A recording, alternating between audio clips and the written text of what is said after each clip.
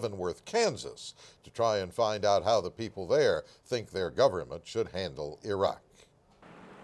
Leavenworth, Kansas, a town in America's heartland clustered outside the gates of a big army base, home to 5,000 soldiers and a war college.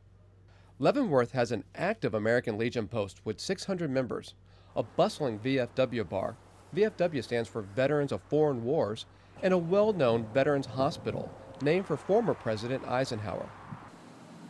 Most people here are military, going back generations. Most have strong opinions about what America ought to do in Iraq and about the Iraq Study Group's recommendations. Whatever the policy turns out to be, the Department of Defense will be responsible for making those changes, if there are any changes.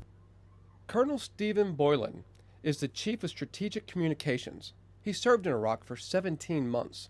How fast will it be? Will any of those be implemented? If any are implemented, who knows? I mean, is it going to affect our life tomorrow? No. Active duty military officers are bound to toe the government line. But this is a town where citizens honor service and sacrifice. And they're free to tell you just what they think about the Iraq Study Group report. They've leaked that they want the troops home by early '08, which sounds like a timeline. It's up to the commanding generals. J.D. Garrett manages the Army's database called Lessons Learned, a collection of soldiers' combat experiences from over the past 50 years. What if they say we need to talk to Iran? I think it's a good idea. In Syria? Probably a good idea as well. I was in during the Vietnam era. I was in during the Cuban crisis, flew missions during the Cuban crisis. I was involved in the Arab-Israeli crisis in the 1970s. Jim Timmons is the spokesman for the American Legion here. I don't think a timeline should be set. Well, I think that we should strengthen our presence there. I think that we should make every effort that we can make to come out with an undisputed victory.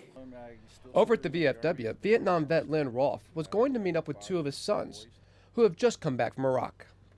Talked about a timeline of bringing the troops home by early '08. Anytime that you tell the enemy or bad guys what your plans are exactly, then you're asking for troubles.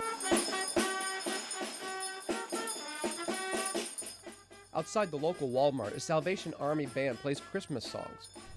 But the war in Iraq casts a shadow over the holiday cheer. My uncle's over there, so it's kind of hard for me to say. I think that we should pull out. Men seem more inclined to dismiss study group recommendations to start pulling troops back. But pulling out is not the right idea at all. I think we shouldn't pull out until we're ready. Women said they thought talking to anybody, including Syria and Iran, was good if it could help end the war. I do think it's important for all of them to work together in the area, and I don't think Iran and Syria want an all-out war. Do you think America could fix the problem in Iraq? I think Iraq needs to fix the problem. Some people are paying no attention at all. I have no idea. I don't know it. And some think the only solution is an appeal to a higher power. What do you think America should do? What do you hope America does? Pray real hard. Josh Rushing, Al Jazeera, Leavenworth, Kansas. Protesters in Oaxaca, Mexico, are threatening to take to the streets if their leader isn't released by the Mexican authorities. Police in Mexico City arrested Flavio Sosa late on Monday. At a press conference hours before the arrest, Sosa said he came to the capital for a dialogue with the government. There have been protests, often violent, for 6 months in Oaxaca. Demonstrators are demanding the resignation of the governor. Doctors treating former Chilean dictator Augusto Pinochet say he's recovering after a heart attack and emergency surgery this past weekend.